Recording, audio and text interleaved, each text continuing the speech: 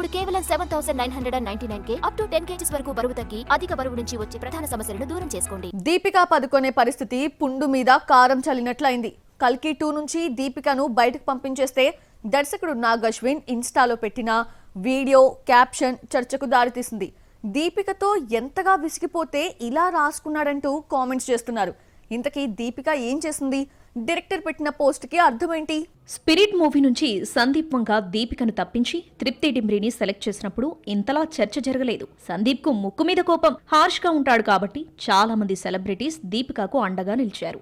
అయితే కల్కి 2 నుంచి తీసేయడంతో స్పిరిట్ నుంచి సందీప్ దీపికను తప్పించడం గురించి మరోసారి ఆలోచించారు. అయితే ఈసారి దీపికకు సపోర్ట్గా ఫ్యాన్స్ తప్ప సినీ వర్గాల నుంచి స్పందన కరువైంది.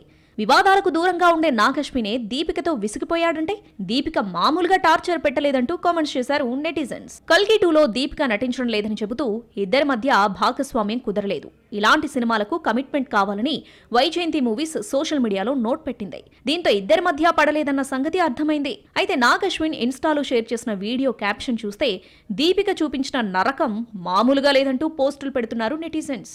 కల్కి మూవీలోని కృష్ణుడి ఎంట్రీ సీన్ను నాగ్ అశ్విన్ షేర్ చేశాడు.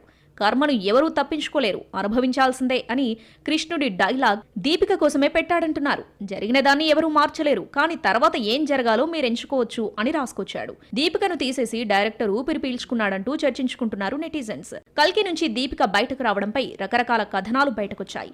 కల్కి 2 వచ్చేసరికి రెమ్యునరేషన్ డబుల్ చేసి 30 కోట్లు డిమాండ్ చేసిందన్న ప్రచారం జరుగుతోంది. అదీ కాకుండా రోజుకు 5 గంటలే వర్క్ చేస్తానని, తనతో పాటు వచ్చే 30 మంది సిబ్బందికి వసతులు కల్పించాలన్న కండిషన్ మేకర్స్ కి కష్టంగా మారింది. అందం, అభినయం కలిసున్న అరుదైన హీరోయిన్ దీపిక పదుకొనే ఏ సినిమా చేసినా హైలైట్ గా నిలుస్తుంది. టాలెంట్ కి తగ్గట్టు రెమ్యునరేషన్ పెంచేయొచ్చు, తప్పులేదు. హిట్ పడిన వెంటనే క్రేజ్ కు తగ్గట్టు అందరూ తీసుకుంటున్నారు. అయితే ఆమె యాటిట్యూడ్ పెడుతున్న కండిషన్స్ భరించలేకపోతున్నారు.